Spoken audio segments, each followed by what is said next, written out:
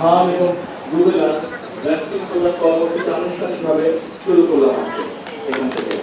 সারা দেশে আপনারা জানেন যে গত কিছুদিন যাবৎ হঠাৎ করে আমের প্রকোপে বেশ কিছু দুঃখজনকভাবে বেশ কিছু ছোট শিশু সন্তান মারা গিয়েছে। দুঃখজনকভাবে হলেও বিগত কয়েক বছর ধরে এই বাচ্চাদের জন্য এই হাম এবং রুবেলার টিকা বিদেশ থেকে আমদানি করা হয়নি। যাদের দায়িত্ব ছিল এই কাজটি করা, তারা এই কাজটিকে সঠিকভাবে সম্পন্ন করেনি তাদের দায়িত্ব। তার ফলে দুঃখজনকভাবে অনেকগুলো শিশু প্রাণ ঝরে গিয়েছে।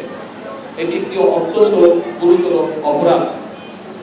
যে অপরাধটি সংঘটিত হয়েছে গত কয়েক বছর ধরে যারা দায়িত্বে ছিলেন।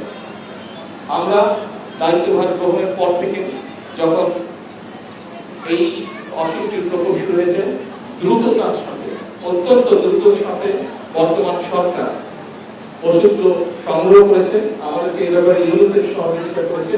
ইউনিসেফের মাধ্যমে আমরা এই টিকাগুলো সংগ্রহ করেছি এবং আজকে আনুষ্ঠানিকভাবে আমরা এই টিকাদান কর্মসূচি সারা দেশে শিশুদের মধ্যে আমরা শুরু করেছি। এরই ভিতরে উদ্যোগ নেওয়ার পরে মৃত্যুর হার অনেক কমে এসেছে, অসুস্থ হওয়া শিশুর সংখ্যা অনেক কমে এসেছে।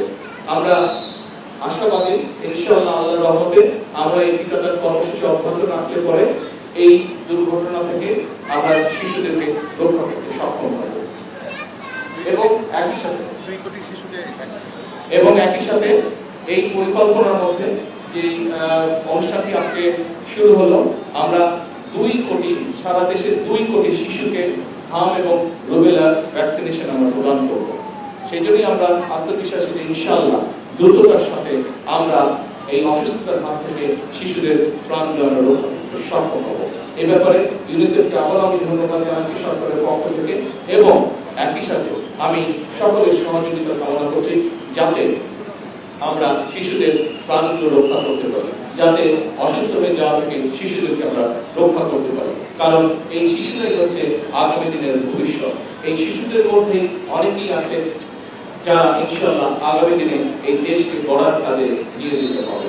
আসুন আমরা এই টিকাদান কর্মসূচি, ভ্যাকসিনেশন কর্মসূচিকে আমরা সফল করি, বাংলাদেশের ভবিষ্যৎ প্রজন্মকে আমরা রক্ষা করি। ধন্যবাদ। আসসালামু আলাইকুম।